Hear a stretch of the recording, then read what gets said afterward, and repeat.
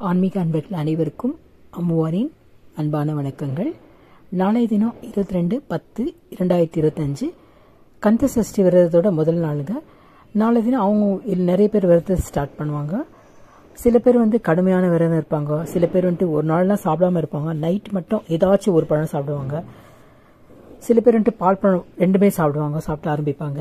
சில பேர் இளநீர் சாப்பிடுவாங்க. சில பேர் பொங்கல் வெறும் பொங்கல் மாதிரி செய்து சாப்பிடுவாங்க, காரம் ஜாஸ்தி சேர்க்காம சாப்பிடுவாங்க. ஒவ்வொருத்தரும் அவங்க உடல்நிலைக்கு தக்கவாறு விரதங்களை ஆரம்பிச்சு கடைபிடிப்பாங்க. சில பேர் கலசம் வச்சு பண்ணுவாங்க. சில பேர் விபூதி நிறைய வச்சு அது மேல முருகனை வச்சு இல்லைன்னா வெயில் கொண்டு கூட வச்சு வெயில விபூதி மேல வச்சு கூட பூஜையை ஆரம்பிப்பாங்க. சில பேர் மாலை போட்டு கூட முருகனுடைய மாலை போட்டு கூட ஆரம்பிப்பாங்க. சில பேர் நாங்கள் இது மாதிரிலாம் செய்ய மாட்டோங்க. நாங்கள் சிம்பிளாக வீட்டில் முருகனுடைய படத்தை பூஜை செய்துட்டு நாங்கள் பூஜை அப்படி வழிபடணும், அப்படி கூட செய்யலாம், தவறு கிடையாதுங்க.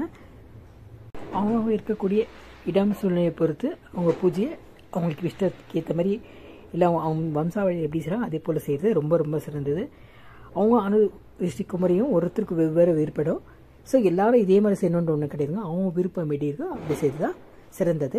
எந்த விரதத்தை ஆரம்பித்து எந்த விரதம் நம்ம கடைப்பிடிச்சாலும் சரி, உங்களுடைய பக்தியின் அளவு எப்படி இருக்கிறதோ அதே போல் உங்களுடைய நம்பிக்கை அளவு எப்படி இருக்கிறதோ நியாயமாக இருந்தால் அந்த அளவுக்கு உங்களுக்கு பலன் வந்தே தீருங்க. எந்த அதில் டவுட்டே கிடையாது. 6 நாள் முருகனுக்கு நம்ம வீட்டில் இருக்கிற படம் இருந்தாலும் சரிங்க, இல்லை நம்மகிட்ட விக்கிரகம் இருந்தாலும் சரி, முருகனை நினைத்து வழிபட்டு நம்மளுக்கு தெரிஞ்ச பாடல் பாடலாம். அதே போல் தினம் முருகருக்கு பால் வச்சா ரொம்ப ரொம்ப சிரேஷ்டங்க.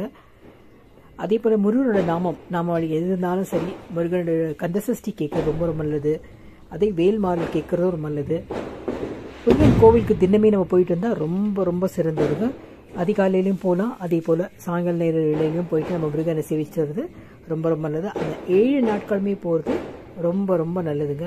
தயவுசெய்து யாரெல்லாம் போகுமே கண்டிப்பாக போங்க. உங்களோட ஆசை என்னவா இருந்தாலும் கண்டிப்பாக அவர் நிறைவேற்றி வைப்பார். யாரெல்லாம் முருகப்பெருமானி உள்ளன்போடு வேண்டிக்கிறாங்களோ அவர் எல்லாரோட ஆசையை கண்டிப்பாக நிறைவேற்றுவாருங்க. நிறைய விதமான வழிமுறைகள் பூஜை செய்து சொல்லுவாங்க. அதெல்லாம் எல்லாத்தையும் போட்டு மனசை குழப்பிக்காது. உங்களால் என்ன முடியுமோ முருகருக்கு அதை ஒன்றி செய்தால் போதும். உங்கள் வீட்டில் என்ன பொருட்களோ அதை வச்சு செய்யுங்க. முருகர் எதுவுமே அதிகமாக கேட்க கடவுள் கிடையாதுங்க. நம்மளுக்கு வாரி வழங்கக்கூடிய கடவுள் ஏன்னா முருகப்பெருமான் தான். அவர் நிறையவே எதிர்பார்க்க மாட்டார். நீங்கள் நம்ம வீட்டில் வச்ச பாலோ இல்லை தண்ணியோ இல்லை பழமோ இல்லை இனிப்பு சர்க்கரை வச்சாலும் போதுமானதுங்க. உங்கள்கிட்ட ஒரு சின்ன பதிவு உங்கள்கிட்ட பகிர்ந்துலான்னு விரும்புகிறேன். அதாவது நம்ம ஏதாவது வேண்டியிருப்போம், குறிப்பிட்ட வேண்டியது ஏதாச்சும் இருக்கும், அது நிறைவேறாமல் போயிடுச்சுனாக்கா நம்ம என்ன பண்ணலான்ட்டா ஒரு சின்ன இப்போ எங்கள் பாட்டி சொன்ன திங்ஸை உங்கள்கிட்ட ஷேர் பண்ண விரும்புகிறேன். ஒரு ரொம்ப சின்ன வழிமுறை தாங்க, அது ரொம்ப பெருசான ஒன்று கிடையாது, நல்ல பலன் கிடைக்கும்.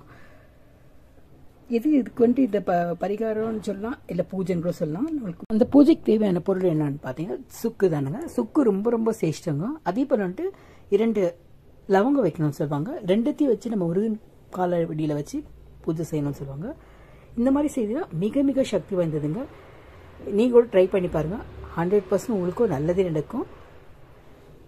இதை வச்சு நம்ம கந்த சஷ்டி படிக்கணுங்க, வெயில் மாறல் படிக்கலாங்க. அதுக்கு அடுத்தது என்ன பண்ணால் இந்த சுக்கையோ லவங்கத்தையும் ஒரு மஞ்சள் துணி எடுத்துக்கணுங்க. சின்ன பீஸ் மஞ்சள் துணி இருந்தால் கூட போதுமானது. காட்டனில் நம்ம நல்லா சுற்றிட்டு முருகன்ட்டு வச்சிடலாங்க. அதாவது நம்ம பூஜை அறையில் வைக்கலாம், இல்லைன்னாக்கா நம்ம முருகன் படத்துக்கிட்டே வச்சா கூட ரொம்ப ரொம்ப நல்லது.